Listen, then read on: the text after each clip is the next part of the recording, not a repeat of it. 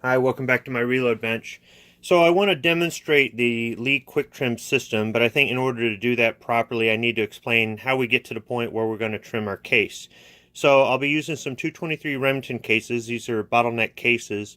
And when you fire the round with a straight wall, you don't have a tendency to have the case stretch very often, but with a bottleneck, you can have it stretch more frequently. And if it stretches beyond a certain spec, you need to trim it down. You can trim a case multiple times in some cases and still get fairly decent case life out of it. So let me show you how we get to this point. First, what we're going to do is we're going to resize and decap this. So what I'm going to do is I'm going to use my Lyman prep pad and I'm going to use my Imperial sizing wax. Now, if you are using carbide dies, you do not have to lube your cases. But I lube my cases whether I'm using a steel die or carbide. It doesn't matter to me. That's just my preference. You do not have to use a wax. There are pastes and sprays as well. I prefer this. I do have some other stuff, but I found this works the best for me. So I've got my 3 cases that I'm going to go ahead and start off with. They need to be deprimed and resized. So I'm just going to roll them on there, and then we're going to go ahead and run them through the decapping and resizing die. So I've got my Hornady decapping and resizing die. Everything's all set. I'm not going to go into detail onto how to adjust it. There's instructions that come with the dies, and if depending on what brand you have, the procedure might be a little bit different. I've got a shell holder here that's appropriate for 223 Remington or 5.56 by 45 NATO, and I'm just going to run it up. I try to guide it in by hand when I'm on a single stage. You might hear the primer pop out. I've got a bucket below to collect the primer. A little bit of effort, more so when you pull it out here. And it's been decapped and it's resized. Now next I need to measure it to determine if it's out of spec. But first let me show you where the spec is. So if I can hold this manual without everything falling out, this is the Hornady reload die, and you can see you've got your maximum case length, 1.760. So it needs to be that or shorter in order to properly reload it. So if it exceeds that length, we're going to have to trim it. So take our calipers. You can use a case gauge like this, but I prefer to use calipers.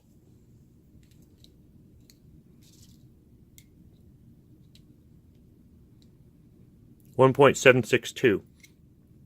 So this needs to be trimmed. I'll try to show this from a different angle. You can see the decapping pin that's in there, and our next one here. Just put it in the shell holder, raise the ram. If it gets stuck a little bit there, just guide it in.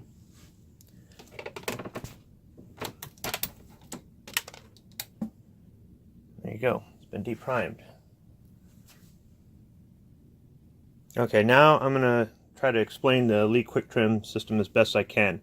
So there's 2 versions, the Value and the Deluxe. The Deluxe has more cutting blades on it, I believe. There's a little sleeve on here, it's knurled, and there's an adjustment here. You can raise or lower it if you're trying to be precision. I'm really not that precision on my stuff. As long as it shaves it to within spec, that's all I'm concerned with. Now, I don't know how well the camera is going to show this. Let's see if I can zoom it in a little bit. So here's the neck of the case, and this is spring loaded. So what's happening on the inside is it's trimming the inside of the case and it's deburring the outside of the case with all these blades, and that's going to trim it down to get you within spec. So what you do is you get the appropriate die. So here's a quick trim die for 223 Remington. This will also work for 5.56 by 45 millimeter NATO. Comes with some instructions in here, but it's fairly simple. You've just got this lock nut. You run it all the way up. The top is knurled here, and you just put it in your press. Now you can use this in a turret or a progressive press, but this handle, it spins around. How about if I move the camera around a little bit here. There we go, a little bit better. So this is going to spin around. It's going to get in the way of any other dies that are maybe sticking up a little bit, especially if you've got a powder drop or something like that on your press. I prefer to do this on a single stage press, and this is one of the reasons why I recommend that even if you start off with a turret or a progressive because you say, I don't know, I'm never going to use this, there are secondary functions like case trimming or bulk decapping, or if you use a factory crimp die separate of your other dies, that you can do on a single stage press, and it really does come in handy for that. So anyhow, you just screw this down all the way. There's a little tray that snaps over the shell holder. I typically don't use that, it gets in the way. And you put your case in the shell holder. Put your quick trimmer right in here. Raise the ram, push down on it. Give it a few spins. You might hear some brass shavings drop into the bucket. If there's a little bit of burr there, you can take that off with a file or a wire brush, or you can make some adjustments to it.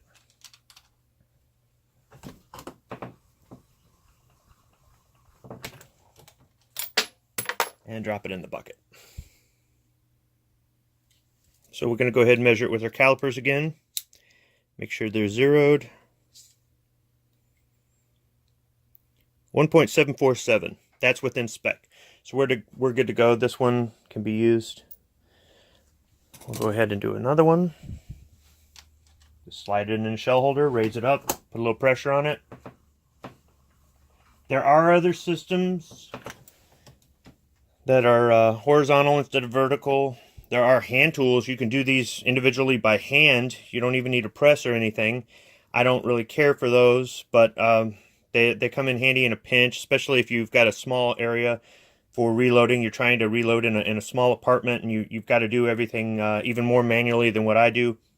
If you don't want to do it manually, there are electric motorized tools for deburring and for trimming and cleaning out the cases, and there's really a lot of variety out there. If you're getting older and your arthritis is getting to you, or you don't want to put as much effort into it, there are options. For me, this system works fine. I bought it, and I'm going to stick with it for right now, but who knows what I'll have in the future. So let's go ahead and measure this.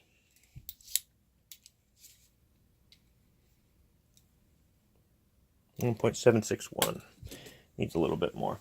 Now this may seem slow and time consuming to some people, and reloading is. There are different things you can buy to speed up the process a little bit, but I don't mind taking the time to do this. So for the style of reloading I do, this is just fine. 1.755. So now we're within spec. One more thing about the quick trim system is the blades are replaceable. These are parts I ordered from Lee. They just put them in a bag and write the part number on there, and they're the different blades. You can get those. Lee sells parts for most of what they make. So some people may just prefer the ones that you can hook up to a power drill, and you might save some time or some effort. It's not bad getting a little bit of exercise while you're reloading. So that's it. The Lee Quick Trim system with 223 Remington cases. Thank you for watching. As if this video wasn't long enough, just to let you know, I use Windows Movie Maker to edit my videos. It's free, comes with a computer. I haven't invested any money in some better software. I will eventually. It takes a while whenever I save changes. So while I'm waiting on that, what I'll do is I'll catch up on YouTube videos that I've been meaning to watch. Somebody's, there's a notification that says I got a new video from somebody to watch. So I was watching one from Slim Cowboy about his RCBS ultrasonic cleaner. It's a good video, by the way, Slim. And over to the right, the recommended video was an RCBS video about reloading. And I said, all right, let's check this out. It's a little bit long, but it looks like it's an intro to reloading. I watched it, and it was a very good video. I'm going to go ahead and put a link in the comments below. And anyhow, while watching the video, there was something covered in there that I didn't cover in my video, and it's something I don't normally do, but I can understand why it would be done. So I thought I would just go ahead and add it to this video. So what the guy did was he put some case lube on the prep pad. He rolled a nylon brush on there, and he put some case lube inside the neck of the cartridge. Now, the reason he did that was because you do lube the outside, because the outside goes into the die and it reshapes the outside of the case. But there's also a pin that goes on the inside to help reshape the inside and to pop out the primer. I typically don't apply any lube, and I'm not worried about the lube creating any issues with the smokeless powder going off. It'll burn. But I typically don't. But I have had issues where even though I've lubed the outside of the case, it's hung up a little bit. So what I'll do is I'll simply just take some spray, and they've got aerosol and liquid, and just spray one of the cases and run it up there, and that'll usually do it. Maybe sometimes I'll do a handful of cases and I'll just spray into the neck, and that'll lube the pin for pretty much the rest of the time I'm reloading that batch, and I don't seem to have any issues. So another thing you could do, I guess, is like what he was showing. You could put your paste or wax on your prep pad, and you're going to have to forgive me. This is the only nylon brush I've got. I will be going out and getting a smaller diameter brush. So it's a 45 brush, but I can get the first couple bristles in there and just apply some paste right inside there. And that'll take care of it if you seem to be hanging up on the decapping pin when you're resizing. So I just thought I would go ahead and add that to this video. I do my videos a little bit differently with regard to reloading. I put some of the information in there when I'm describing a particular item or a particular process. Some of the how did I get to this point, the before, the after. I try to go into a little bit more detail. My videos for reloading are about giving an idea to somebody who's looking to get into reloading and they want to know what are some of the things. I've seen some of the videos that other people have done, and they're really well done, but they seem to be done for people who are already into reloading, and that's just not the way I do my videos. So I'm not criticizing theirs at all. They're great videos. I do recommend this RCBS video if you're looking to get into reloading. It's about half an hour long, and it really does cover the basics of why you do what you do. Thanks for watching.